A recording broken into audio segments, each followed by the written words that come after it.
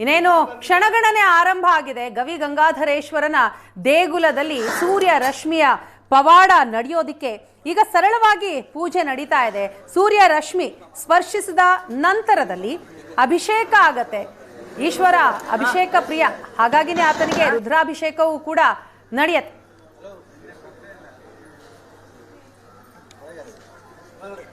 ಇನ್ನು ಈ ಮಕರ ಸಂಕ್ರಾಂತಿಯ ವಿಶೇಷತೆ ಏನು, ಜೊತೆಗೆ ಗವಿ ಗಂಗಾಧರೇಶ್ವರ ದೇವಸ್ಥಾನದಲ್ಲಿ ನಡೆಯುವಂತಹ ಈ ವಿಸ್ಮಯ, ಅದರ ಹಿನ್ನೆಲೆ ಏನು, ಎಲ್ಲದರ ಬಗ್ಗೆ ಮಾಹಿತಿಯನ್ನ ಪಡೆದುಕೊಳ್ಳೋಣ. ಅದಕ್ಕಾಗಿ ನಮ್ಮ ಜೊತೆ ಸಂಪರ್ಕದಲ್ಲಿದ್ದಾರೆ ಬ್ರಹ್ಮಾಂಡ ಗುರುಜಿಯವರು. ಬ್ರಹ್ಮಾಂಡ ಗುರುಜಿ ನಮಸ್ಕಾರ, ಕಾರ್ಯಕ್ರಮಕ್ಕೆ ಸ್ವಾಗತ. ತಮಗೆ ಮಕರ ಸಂಕ್ರಾಂತಿ ಹಬ್ಬದ ಶುಭಾಶಯಗಳು ಮೊದಲಿಗೆ. ಹಾಗೇನೆ ಈ ಮಕರ ಸಂಕ್ರಾಂತಿ ಹಬ್ಬದ ವಿಶೇಷತೆ ಏನು ಗುರುಜಿ? ಸಂಕ್ರಾಂತಿ ಇವತ್ತ ನಾಳೆನ ಅನ್ನುವಂತಹ ಗೊಂದಲ ಕೂಡ ಹಲವರಲ್ಲಿದೆ, ಏನ್ ಹೇಳ್ತೀರಿ?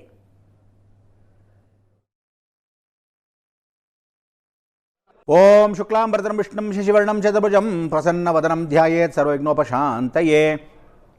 ಶಾಂತಾಕಾರಂ ಭುಜಗಶಯನಂ ಪದ್ಮನಾಭಂ ಸುರೇಶಂ ವಿಶ್ವಾಕಾರಂ ಗಗನಸದೃಶಂ ಮೇಘವರ್ಣಂ ಶುಭಾಂಗಂ ಲಕ್ಷ್ಮೀಕಾಂತಂ ಕಮಲನಯನಂ ಯೋಗಹೃದ್ಯಾನಗಮ್ಯಂ ವಂದೇ ವಿಷ್ಣುಂ ಭವ್ಯಹರಂ ಸರ್ವಲೋಕೈಕನಾಥಂ ಗುರುಬ್ರಹ್ಮ ಗುರುವಿಷ್ಣು ಗುರುದೇವೋ ಮಹೇಶ್ವರ ಗುರು ಸಾಕ್ಷಾತ್ ಪರಂ ಬ್ರಹ್ಮ ತಸ್ಮೈ ಶ್ರೀ ಗುರುವೇ ನಮಃ. ಎಲ್ಲ ದೇವಾನುಗ್ರ ಭಕ್ತ ಪ್ರಿಯರೇ, ಪ್ರಿಯ ವೀಕ್ಷಕರೇ, ತಮ್ಮೆಲ್ಲರಿಗೂ ಆಧಾರದ ಸ್ವಾಗತ ಸುಸ್ವಾಗತ. ಏನು ವಿಶೇಷ ಅಂತೀರ? ಇವತ್ತೆಲ್ಲ ನಾವು ಬಂದಿರತಕ್ಕಂಥ ಒಂದು ವೈಶಿಷ್ಟ್ಯತೆ ಸಂಕ್ರಾಂತಿ. ಏನು ಸಂಕ್ರಾಂತಿ? ಮಕರ ಸಂಕ್ರಾಂತಿ. ಮಕರ ಸಂಕ್ರಾಂತಿ ಅಂದರೆ ಅದಕ್ಕೆ ಹೆಸರು ಅಂದ್ಕೊಂಡ್ಬಿಟ್ಟಿದ್ದೀರಾ? ಖಂಡಿತ ಇಲ್ಲ. ಮಕರಕ್ಕೆ ಪ್ರವೇಶವಾದಾಗ ಸೂರ್ಯನಾರಾಯಣನು ದಿವಾಕರ ನಮಸ್ತುಭ್ಯಂ ಬಲ್ಲೋಕಪುಷ್ಪ ಸಂಕಾಶಂ ಹಾರ ಕುಂಡಲ ಶೋಭಿತೆ ಏಕಚಕ್ರಂಧರಂ ದೇವಂ ತಂ ಸೂರ್ಯಂ ಪ್ರಣಮಾಮ್ಯಹಂ. ಆ ಸೂರ್ಯ ಪ್ರವೇಶ ಮಾಡೋ ಸಮಯ ಮಕರಕ್ಕೆ ಪ್ರವೇಶ ಮಾಡೋದ ಮಕರ ಸಂಕ್ರಾಂತಿ. ಇದರಲ್ಲಿ ಎಷ್ಟೋ ಜನ 14ನೇ ತಾರೀಕು 15ನೇ ತಾರೀಕು ಕನ್ಫ್ಯೂಸ್ ಮಾಡ್ಕೊಂಡಿದ್ದಾರೆ. ಖಂಡಿತ ಇಲ್ಲ. ಇವತ್ತೇ ವಿಶೇಷವಾಗಿ 14ನೇ ತಾರೀಕು ಮಂಗಳವಾರನೇ ಈ ವರ್ಷದ ಸಂಕ್ರಾಂತಿ. ತಲೆಯಲ್ಲಿ ಇಟ್ಕೊಂಬಿಡಿ. ಕೆಲವೆಲ್ಲ 15ನೇ ತಾರೀಕು ಮಾಡ್ಕೊಂಡ್ಬಿಡ್ತೀರಿ, 14ನೇ ತಾರೀಕು ಮಾಡೋದ ಕನ್ಫ್ಯೂಷನ್ ಇಟ್ಕೊಬೇಡಿ.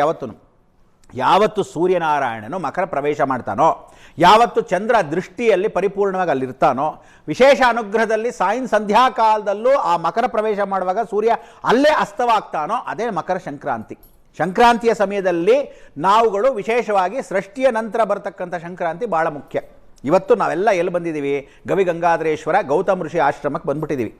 ಗೌತಮ ಋಷಿ ಆಶ್ರಮಕ್ಕೆ ಎಷ್ಟು ವಿಶೇಷತೆ ಅಂದರೆ, ಆ ಕಾಲದಲ್ಲಿ ಗೌತಮ ಋಷಿಗಳು ಬಹಳ ಆಧುನಿಕವಾಗಿ ಮಾಡಿರ್ತಕ್ಕಂಥ ಪ್ರತಿಷ್ಠಾಪನೆ ಶಿವ ಪ್ರತಿಷ್ಠಾಪನೆ. ಇಂಥ ಒಂದು ಗಂಗಾಧರೇಶ್ವರ, ಅಂಥ ಗಂಗಾಧರೇಶ್ವರನಿಗೆ ಗಂಗೆಯನ್ನು ತಲೆ ಮೇಲೆ ಇಟ್ಕೊಂಡಿರ್ತಕ್ಕಂಥ ಗಂಗಾಧರೇಶ್ವರ ಪ್ರಾಣ ಪ್ರತಿಷ್ಠಾಪನೆ ಮಾಡಿದಾಗ ಕಾಳಿ ಸಂಚಾರ ಇದ್ದ ಜಾಗವೇ ಈ ಬಂಡೆಗಳಿರ್ತಕ್ಕಂಥ ಜಾಗ. ನಂದೀಶ್ವರನ ಪ್ರಾಣ ಪ್ರತಿಷ್ಠಾಪನೆ ಈಶ್ವರನಿಗೋಸ್ಕರ ಆಗಿದ್ದೇ ಬಸವನ ಗುಡಿ.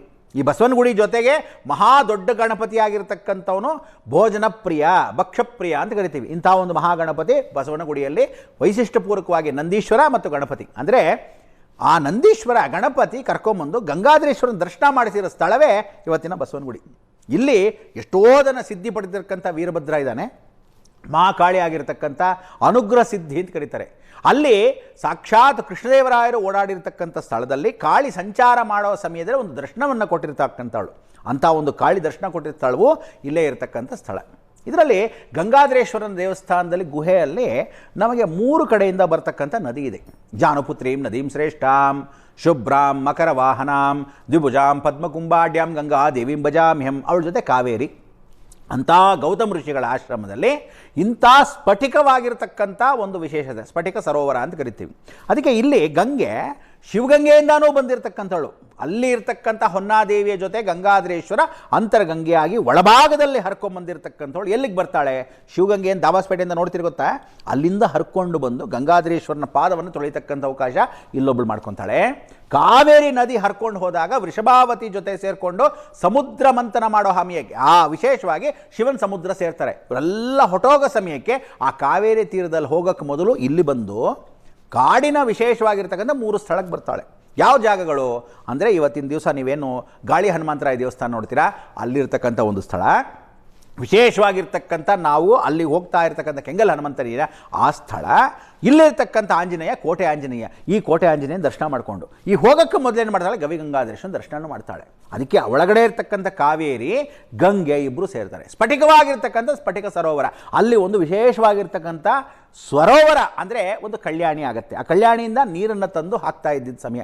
ಗೌತಮ್ ಋಷಿ ಪ್ರತಿಷ್ಠಾಪನೆ ಮಾಡಿರೋದು ಗುಹೆ ಒಳಗೆ. ಅವರು ತಪಸ್ ಮಾಡಿರ್ತಕ್ಕಂಥ ಕ್ಷೇತ್ರ ಗೌತಮ್ ಋಷಿ ಆಶ್ರಮ ಅಂತಲೂ ಕರೀತಾರೆ. ಇಂಥ ಒಂದು ಗಂಗಾಧರೇಶ್ವರನ ಕ್ಷೇತ್ರಕ್ಕೆ ನಾವು ಬಂದಿದ್ದೀವಿ. ಯಾಕೆ ಬಂದಿವಿ? ಮಕರ ಸಂಕ್ರಾಂತಿಗೆ ಎಲ್ಲ ವಿಶೇಷವಾಗಿರೋ ಮಹಾಕ್ಷೇತ್ರಗಳಿದೆ. ತಮಿಳುನಾಡಲ್ಲಿ ಒಂದು ವಿಶೇಷ ಕ್ಷೇತ್ರ ಇದೆ, ಪಶ್ಚಿಮ ಘಟ್ಟದಲ್ಲಿರ್ತಕ್ಕಂಥ ಒಂದು ಕ್ಷೇತ್ರ ಇದೆ, ತಿರುಪತಿ ಇರತಕ್ಕಂಥ ಆದಿ ಸುಬ್ರಹ್ಮಣ್ಯ ಅಂತ ಏನು ಕರಿತೀವಿ, ಹಾಗೆ ಆದಿನಾರಾಯಣ ಕ್ಷೇತ್ರ, ಅದಕ್ಕೆ ಮತ್ಸ್ಯನಾರಾಯಣ ಅಂತ ಅವನು ಕರಿತೀವಿ, ವೇದನಾರಾಯಣ ಅಂತ ಕರಿತೀವಿ. ಅಲ್ಲಿ ಕೂಡ ಪಶ್ಚಿಮ ದಿಗ್ಭಾಗಿಯಲ್ಲಿ ಮುಳುಗುವಾಗ ಮಕರ ಸಂಕ್ರಾಂತಿಯಂದು ಆ ಒಂದು ವಿಶೇಷವಾಗಿರತಕ್ಕಂಥ ಸೂರ್ಯಕಿರಣಗಳು ಬೀಳುತ್ತವೆ. ಇಲ್ಲಿ ಗೌತಮ್ ಋಷಿಗಳು ಸೂರ್ಯನ ಸ್ಮರಣೆ ಮಾಡಿದಾಗ ಸೂರ್ಯ ತಾನು ಆ ಒಂದು ಕ್ಷಣದಲ್ಲಿ ಬಂದು ಪರಮೇಶ್ವರನ ಪೂಜೆಗೆ ಪಾತ್ರನಾಗ್ತಾನೆ.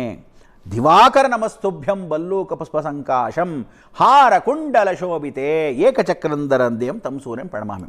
ಸೂರ್ಯ ಜಗತ್ಕರ್ತಾನಂ, ಅವನು ಜಗತ್ತೆಲ್ಲ ನೋಡ್ತಾನಂತೆ. ಸೂರ್ಯಂ ಜಗತ್ಕರ್ತಾನಂ ಜ್ಞಾನ ಮೋಕ್ಷ ಪ್ರದಾಯಕಂ. ಆ ಫ್ರಾಕ್ಷನ್ ಆಫ್ ಸೆಕೆಂಡ್ ಜ್ಞಾನ ಮೋಕ್ಷ ಪ್ರದಾಯಕಂ, ಜ್ಞಾನವನ್ನು ಕೊಡ್ತಾನೆ, ಮೋಕ್ಷವನ್ನು ಕೊಡ್ತಾನೆ. ಎಲ್ಲಿ ಪರಮೇಶ್ವರನ ಸ್ಪರ್ಶ ಮಾಡಿದಾಗ ನಾವೇನಾದರೂ ನೋಡಿದ್ರೆ ಜ್ಞಾನ ಮೋಕ್ಷ ಪ್ರದಾಯಕಂ. ಸೂರ್ಯ ಅಷ್ಟಕಂ ಸ್ಮರೇ ನಿತ್ಯಂ. ಈ ಸಮಯದಲ್ಲಿ ಎಲ್ಲರೂ ಸೂರ್ಯಾಷ್ಟಕವನ್ನು ಹೇಳ್ಕೊಳ್ಳಿ. ಆದಿತ್ಯ ಹೃದಯದಲ್ಲಿ ಸೂರ್ಯಾಷ್ಟಕವನ್ನು ಹೇಳ್ಕೋಬೇಕು. ಅಷ್ಟಕಗಳನ್ನು ಯಾರು ಹೇಳ್ಕೊತಾರೆ 8 ದಿಕ್ಕಲ್ಲಿ 8 ವಿಶೇಷವಾಗಿರ್ತಕ್ಕಂಥ ದಿಕ್ಪಾಲಕರು ಕೂತಿರ್ತಾರೆ. ಏನಮ್ಮ ಏನು ವಿಶೇಷ ಅಂದರೆ ಇಂಥ ಒಂದು ಸಮಯದಲ್ಲಿ ನೀವೆಲ್ಲ ನೋಡ್ತಕ್ಕಂಥದ್ದು ಬಹಳ ಮುಖ್ಯ. ಈ 8 ಅಷ್ಟದಿಕ್ಪಾಲಕರಲ್ಲಿ ಇಂದ್ರ, ಅಗ್ನಿ, ಯಮ, ನಿರುತಿ, ವರುಣ, ವಾಯು, ಸೋಮ, ಪರಮೇಶ್ವರ. ಮಧ್ಯದಲ್ಲಿರ್ತಕ್ಕಂಥ ಪಾತಾಳದಲ್ಲಿ ಯಾರಿರ್ತಾನೆ? ಸ್ವಯಂ ಅನುಗ್ರಹ ಸಿದ್ಧಿ ಮಹಾವಿಷ್ಣು. ಮಧ್ಯೆ ಅಂತೂ ಯಾರೋ ಸ್ವಯಂ ಪರಮೇಶ್ವರ. ಊರ್ಧ್ವಲೋಕೆ ಬ್ರಹ್ಮಸ್ವರೂಪ, ಅವನು ಹಂಸವಾಗಿ ಹೋಗ್ತಾನೆ. ಪಾತಾಳದಲ್ಲಿ ಹೋಗಿರೋದ್ಯಾರು? ಹಂದಿ ರೂಪದಲ್ಲಿ ಮಹಾವಿಷ್ಣು. ಮಧ್ಯೆಂತೂ ಸ್ವಯಂ ಶಿವ. ಅದಕ್ಕೆ ಮಾಧ್ಯಾನಿಕ ಮಹೇಶ್ವರ ಅಂತ ಕರಿತೀವಿ. ಮಧ್ಯಾಹ್ನದಲ್ಲಿ ಮಹೇಶ್ವರ.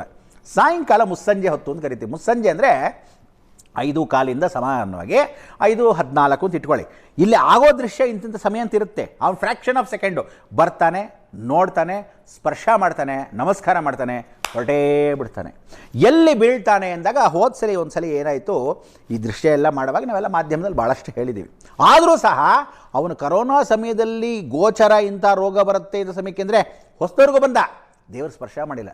ಅವಾಗ ಎಷ್ಟೋ ಜನಕ್ಕೆ ಗೊತ್ತಿಲ್ಲ ಸೂಕ್ಷ್ಮ, ಯಾಕೋ ಬಂದಿಲ್ವ ಟಕ್ಕಂತ ಹೊಟ್ಟೆ ಹೋದ್ನಲ್ಲ ಅಂತ ಇವೆಲ್ಲ ಅನ್ಕೊಳ್ಳೋದು. ಒಂದು ಕಿಟಕಿ ಇಟ್ಬಿಟ್ರೆ ಕಿಟಕಿ ರಂಧ್ರದಲ್ಲಿ ಬರುತ್ತೆ, ನೇರವಾಗಿ ಬಂದ, ಪಶ್ಚಿಮ ದಿಗ್ಭಾಗಿಯಲ್ಲಿ ನೋಡ್ದ, ದರ್ಶನ ಮಾಡ್ದ, ಹೊಟ್ಟೆದ ಅನ್ಕೊತೀರ? ಖಂಡಿತ ಇಲ್ಲ.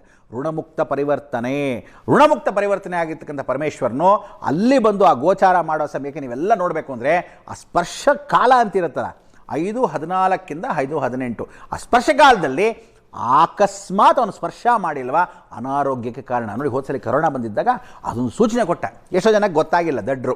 ಆದರೂ ಈ ಸಲ ಅವನು ಬಂದು ಸ್ಪರ್ಶವನ್ನು ಮಾಡೋಕ್ಕೆ ಇದೇ ಸಮಯಕ್ಕೆ ಗುರು ಮೀನರಾಶಿಗೆ ಬರ್ತಾ ಇದ್ದಾನೆ. ಎಲ್ಲಿ ಅಂಥ ಒಂದು ಮೀನರಾಶಿಯ ಗುರು ಮನೆಗೆ ಶನಿ ಪ್ರವೇಶ. ಅಲ್ಲೇನು ಮಾಡ್ದ? ಧನುರಾಶಿಗೆ ಪ್ರವೇಶ ಮಾಡ್ದ ಶನೇಶ್ವರ. ಕರೋನಾ ಬಂತು, ಈಗ ಮತ್ತೆ ಮೀನರಾಶಿಗೆ ಹೋಗ್ತಾನೆ. ನಾವೆಲ್ಲ ಏನು ಮಾಡಬೇಕು? ಆದಿತ್ಯ ಹೃದಯವಾಗಿರ್ತಕ್ಕಂಥ ಸೂರ್ಯನಾರಾಯಣ ಸ್ಮರಣೆ ಮಾಡಬೇಕು. ಸರಿ ಗುರುಜಿ, ಬರ್ತೀನಿ. ಈಗ ಮಕರ ಸಂಕ್ರಾಂತಿ ಹಾಗೂ ಗವಿ ಗಂಗಾಧರೇಶ್ವರ ದೇವಸ್ಥಾನದ ಮಹತ್ವ ಏನು ಅಂತ ತಿಳಿಸ್ಕೊಡ್ತಾ ಇದ್ದೀರಿ. ಮತ್ತಷ್ಟು ತಿಳಿತೀನಿ ಒಂದು ಪುಟ್ಟ ವಿರಾಮದ ನಂತರ.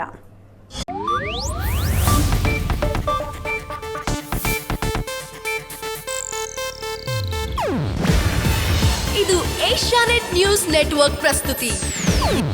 ನೀವು ನೋಡ್ತಿದ್ದೀರಾ ಏಷ್ಯಾನೆಟ್ ಸುವರ್ಣ ನ್ಯೂಸ್.